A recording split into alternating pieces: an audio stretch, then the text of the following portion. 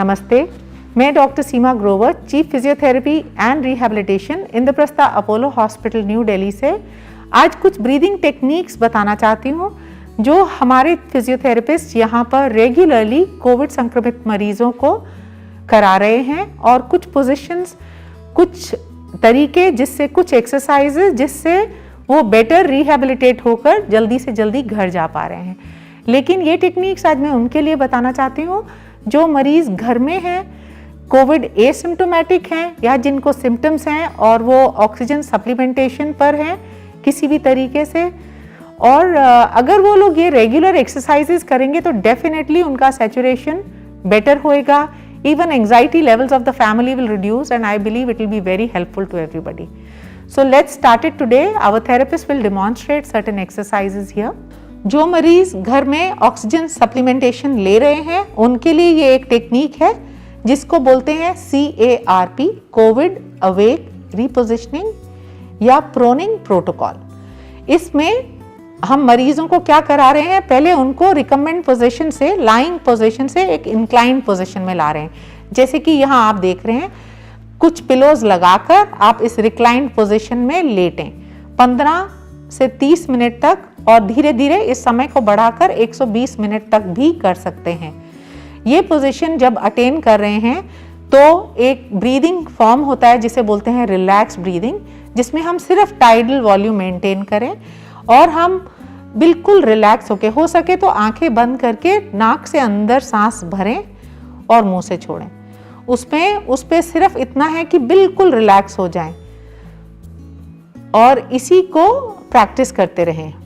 इस पोजीशन में आप पाएंगे जब हम ये कर पा रहे हैं, पेशेंट इजीली इसको अटेन कर लेते हैं, चाहे वो इवन हाई फ्लो ऑक्सीजन पे भी हो, even 15 litres, they attain this position very comfortably. ये करने के बाद पेशेंट को हम लेफ्ट लैटरल में लेटाते हैं। अब लेफ्ट लैटरल पोजीशन लेंगे, आराम से मरीज को टर्न कराएंगे लेफ्ट करवट पर। चाहे तो एक के ऊपर एक टांग रखेंगे, नहीं तो थोड़े बड़े उम्र में हैं और अगर घुटनों में एक साथ रखने में कोई तकलीफ है तो आगे एक पिलो रख के उस पे ऊपर वाला टांग रखेंगे। इस पोजीशन में भी वो रिलैक्स ब्रीदिंग करेंगे और करीबन 15 से 30 मिनट, और धीरे धीरे करके ये समय भी बढ़ा सकते हैं। इस पोजीशन में नियरली 30 मिनट्स लेटने के बाद अब हम राइट लैटरल पोजीशन कराएंगे। भी नॉर्मल ब्रीदिंग प्रोसेस फॉलो करते रहेंगे। सिमिलरली वही टाइम 15 से 30 मिनट। उसके बाद पेशेंट को प्रोन पोजीशन में यानी उल्टा लेटाएंगे।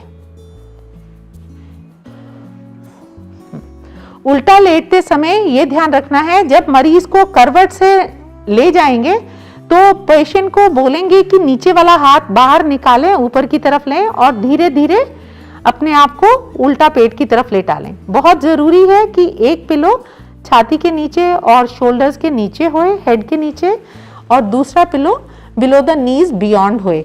अगर रख पाए तो एक पिलो एब्डोमेन के नीचे भी रखेंगे। इस पोजीशन में जो पोस्टीरियर सेगमेंट हमारे लंग के हैं उसमें जो हवा और या ऑक्सीजन है वो बेहतर जाता है, तो ये पोजीशन बहुत मरीजों को इवन ऑन वेंटिलेटर भी दिया जाता है। तो घर में भी वो ये पोजीशन अटेन कर सकते हैं। जो भी मास्क या जो भी एयरवे लगाया हुआ है जिससे ऑक्सीजन जा रहा है वो ध्यान रखें कि वो सिक्योर रहे।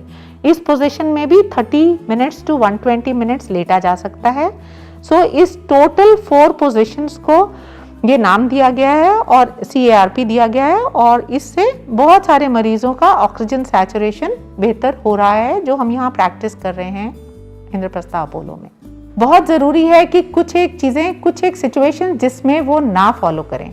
पहला उसमें है कि अगर किसी की रीसेंट एब्डोमिनल सर्जरी हुई है तो उनको वो पोजीशन, प्रोन पोजीशन नहीं अटेन करना है। Pregnant women, they can not go prone, so they can go on side और lateral, that is the correct position. और कुछ लोग जिनको ये पोजीशनिंग से प्रॉब्लम हो या जिनकी अनस्टेबल स्पाइन हो, उनको भी CARP में प्रोन पोजीशनिंग में नहीं जाना है। And definitely under the consultation of your doctor only you kindly do these exercises. Thank you.